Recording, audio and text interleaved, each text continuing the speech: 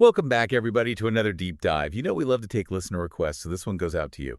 You wanted to know more about managing stress and sent over some work by John Rasmussen, a modern shaman. Yeah, it's a really unique perspective. Super interesting. So we're going to dive into his work and see what we can uncover. I think a lot of people, when they think about stress, think about coping mechanisms. Yeah, like bubble baths and meditation. But Rasmussen actually goes deeper, questioning our very understanding of stress itself. Hmm. He takes us back to the biological root of stress, which is uh, fear. Fear. Okay, so like that fight or flight fear. Exactly. Your heart starts pounding, your palms get sweaty, Yeah. your body's basically like, danger, time to react. Rasmussen calls this good stress because it's our survival mechanism kicking in when we're faced with an actual immediate threat. Okay, good stress. I can see that like if you're, I don't know, running from a bear or something. Right, exactly. But what about like everyday stress? You know, like work deadlines, relationship troubles, traffic. Right. So think about this. Imagine a gazelle being chased by a lion, right? Okay, got it. Gazelle, lion. In that moment, the gazelle's stress hormones are its best friend. They're fueling its escape. But, and this is key, once the danger passes, the gazelle shakes off the stress, goes right back to grazing like nothing happened. Wow, that's amazing. It doesn't like sit there and ruminate, does it? No. Doesn't have a therapy session with the other gazelles about the lion encounter? Nope. No what ifs. No wondering if the lion was faster that day or if there were two lions. It just deals with the immediate threat and moves on. I think I need to channel my inner gazelle a little more often, especially with deadlines. Yeah, it's a good reminder for all of us, I think. Yeah. It highlights the difference between that natural, healthy stress response, the good stress, and then the chronic, low-grade bad stress that we tend to experience in modern life. It's like we're always on edge, like waiting for the other shoe to drop. Exactly. We've gotten stuck in this perpetual state of fight or flight, even when there's no lion on the horizon. Yeah, constantly anticipating threats, Yeah. even if they're not actually there. Right. And that brings us to this fascinating point.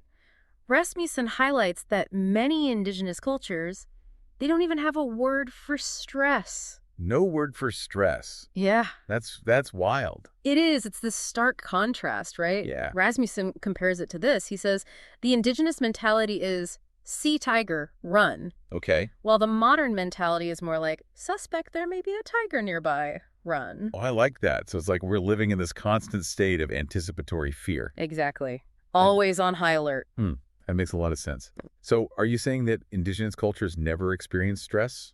Or is it more that they just have a completely different way of relating to it? I think it's more about their worldview, a worldview that fosters a baseline of well-being and security. They see themselves as part of this larger interconnected web of life.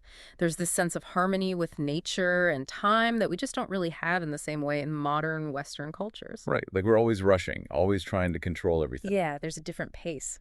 Rasmussen actually mentions this Quero elder who contrasts how indigenous people and white man relate to land and time. Oh, interesting. The elder said that indigenous people steward the land, but they own time, while white man might own the land, but time owns them. Wow, that's pretty profound. It is, right, and it resonates, doesn't it? Yeah. Like we're always racing against the clock. It really does. It speaks to those different paces of life, In indigenous cultures, there's this deep understanding that nature has its own rhythms, its own seasons.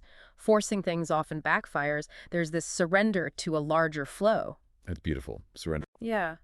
It's interesting thinking about the gazelle analogy, how differently some cultures view stress. Like we were talking about, Rasmussen points out that many indigenous cultures don't even have a word for it. Yeah, that's right. It's like they just have this innate resilience, a sense of peace that we've, I don't know, lost touch with or something. And this brings us to another key point in Rasmussen's work, the power of perception. Indigenous cultures recognize how much our perceptions shape our reality. So you're saying that if we're constantly telling ourselves all these stories about terrible things that could happen, we're kind of creating a self-fulfilling prophecy of stress and anxiety. Yeah, exactly. Yeah. We get so caught up in our own narratives. Oh, no, the stories we tell ourselves. I'm going to get fired if I don't meet this deadline, or my relationship is going to fall apart if I mess this up. It's like we're trapped in this echo chamber of our own worst fears, just replaying those same scenarios over and over and over again. And that's where Rasmussen brings in the idea of practicing non-judgment. Non-judgment. Okay. So it's not about denying our fears, right? It's more about observing them without getting completely swept away by them. Oh, that's good. Allowing for the possibility that things might turn out differently than we expect. Okay, I get that. But I mean, some things are genuinely stressful, right? Like if you're facing a serious health issue or you're having financial problems, that's not just perception. No, you're absolutely right. There are real challenges in life. But even in those situations, our perceptions can either amplify or diminish our stress. You know, Rasmussen tells this story about an indigenous community facing a severe drought. Oh, wow. And instead of panicking, they saw it as this opportunity, a chance to come together, to share resources, and really strengthen their connection to the land. They basically reframed a potentially devastating situation into a chance for growth, for resilience. That's incredible. So it's like, instead of focusing on the worst case scenario, what if we ask ourselves, what if this actually goes well? Or like, what are some other possible outcomes? Exactly. You know, by opening ourselves up to a wider range of possibilities, we kind of loosen the grip of fear and we create space for a more balanced perspective. I like that, more balanced perspective. Okay, I'm starting to get this, but how do we actually do that? How do we shift our perceptions when we're in the thick of it? You know, when we're feeling totally overwhelmed. Well, Rasmussen has some really good advice for that. He encourages us to learn from nature. Oh, learn from nature. Okay. Remember that gazelle shaking off the stress after escaping the lion? Right, yeah.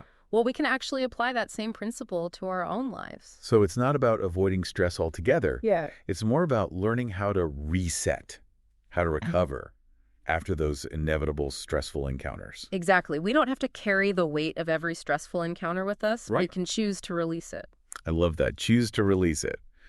So next time I'm feeling overwhelmed, maybe I'll just try taking a few deep breaths or like shaking out my limbs. Yeah, anything to move the energy. Yeah. Or going for a walk in nature. Anything to just like break that cycle and reconnect with my body. That's a great start. Anything that helps you reconnect with your body in the present moment can be really helpful. You know, stress is often just our thoughts spiraling out of control. And by grounding ourselves in our senses, we can interrupt that cycle Yeah. and regain a sense of calm. It's like we get so stuck in our heads with stress. Yeah. You know, we forget about the physical, just like that gazelle, shaking it off. We got to move our bodies sometimes to move our minds, you know. Absolutely. And Rasmussen actually says this. He says, the story you tell becomes your reality. Whoa. Simple, but so powerful. Yeah. If we're constantly feeding ourselves those negative, fear-based stories, well, no wonder we're stressed out. You know what? I've actually started doing this thing when I have a big presentation coming up. Oh, yeah. Instead of saying, I'm going to totally bomb this, Right. I try to say, I'm feeling nervous, but I've prepared well, and I'm going to focus on connecting with the audience. That's a great strategy. It's subtle, but gosh, just changing the story, even a little bit. It makes a difference. It's huge. That's a perfect example of how we can shift our relationship with stress. It's not about, like, getting rid of stress altogether. Right. It's just not realistic, you know? Yeah. It's about recognizing that stress can actually be a catalyst for growth. Stress is a catalyst. Okay? And that we have a choice in how we respond to it. So instead of viewing stress as the enemy, we can see it as like a signal, a messenger telling us that something needs attention. Exactly. Maybe it's telling us to reevaluate our priorities, to set some healthier boundaries, to find ways to connect with our, inner peace. Inner peace. What are those things in your life that are non-negotiable? What really matters? And maybe what can you just let go of? That's the question. It really all comes back to that perception shaping reality. Yeah. If we change the story, we can change the whole experience. And, it's important to remember that there's no right way to do this. What works for one person might not work for another. That's true. The key is experimenting and finding what resonates with you. Yeah. Maybe it's spending more time in nature, practicing mindfulness, connecting with your community. Finding those things that help us shake off that bad stress and come back to that place of balance, of well-being. Maybe even embrace those moments of good stress. Oh, yeah. As opportunities to tap into our strength. Like that gazelle. Yeah. Ready to run when it needs to. There you go. Well, this has been a truly insightful deep dive. We've learned so much from John Rasmussen's Indigenous perspective on stress. It's fascinating stuff. So to recap, The key takeaways are, first, remember the difference between good stress, that natural response to real danger, and then bad stress, which we can actually learn to manage. Right. And second, our perceptions shape our reality. We have way more control over our stress levels than we might think. Absolutely. And lastly, nature offers us so much wisdom when it comes to navigating stress. Observe how animals shake off tension and consider how you can bring those lessons into your own life. Remember, the story you tell becomes your reality. So what kind of reality do you want to create for yourself when it comes to stress? That's something I hope you'll keep exploring. And until next time, keep diving deep.